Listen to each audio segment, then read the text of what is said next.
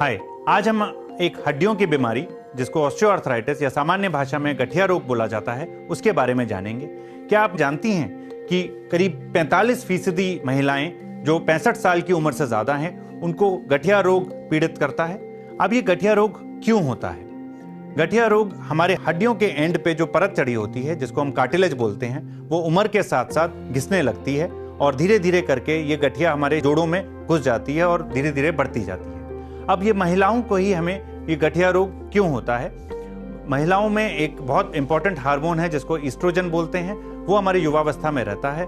Menopause के बाद धीरे धीरे करके ईस्ट्रोजन की कमी होने लगती है जिसकी वजह से हमारा फैट डिपोजिशन कूलों के आसपास या जोड़ों के आसपास बढ़ने लगता है। हमारे घुटने हमारे पूरे शरीर का 4 से 5 गुना वजन लेते हैं। तो जब हमारा फैट डिपोजिशन बढ़ता है तो हमारे जोड़ों पे, खासकर घुटनों पे वो फोर्स बढ़ता है और फोर्स बढ़ने के कारण घिसावट बढ़ने लगती है और आर्थराइटिस या गठिया रोग हमारे जोड़ों में एंटर कर जाता है। इसके अलावा जिसके फैमिली में पहले किसी को गठिया रोग रहा है उसको आशंकाएं बहुत ज्यादा होती हैं अपने जीवन में गठिया रोग का सामना करने की। इसके अलावा जिनको घुटनों के या जोड़ों का पहले कोई चोट लगी है या फ्रैक्चर्स हुए हैं उनको भी आर्थराइटिस की आशंका होने की संभावना बढ़ जाती है। अब इसके सामान्य लक्षण क्या हैं?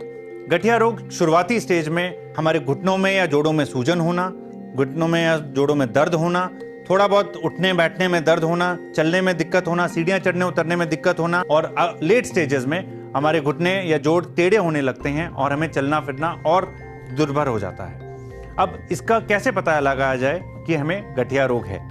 उसके लिए एक सामान्य एक्सरे जो किसी भी लैब में कराया जा सकता है, उसके जरिए पता लगाया जा सकता है एक डॉक्टर को कंसल्ट करके कि हमें कौन सी श्रेणी का गठिया रोग है और उसके हिसाब से हमें सही ट्रीटमेंट लेना चाहिए। अब इसके क्या क्या ट्रीटमेंट हम कर सकते हैं? शुरुआती दौर में गठिया रोग में हम कुछ दवाइयों से और एक्सरसाइज फिजियोथेरेपी से इसका ट्रीटमेंट कर सकते हैं, लेकिन अगर ये लेट स्टेज में हो जाए या घुटनों में टेढ़ापन बढ़ जाए तो हमें कुछ सर्जरी की मदद लेना पड़ता है और एक सिंपल सर्जरीज या जॉइंट रिप्लेसमेंट सर्जरी से हमारा जो टेढ़ापन है उसको सीधा कराया जा सकता है। आजकल नई तकनीक की जॉइंट रिप्लेसमेंट सर्जरीज अवेलेबल हैं जिससे हम सारे वो काम कर सकते हैं जो हम पहले नहीं सोच सकते थे, जैसे चौकड़ी मार के बैठना, सीढ़ियाँ चढ़ना उतरना, थोड़ा बहुत दौड़ना, वो आप डॉक्टर की सलाह से सही समय पे कर सकते हैं।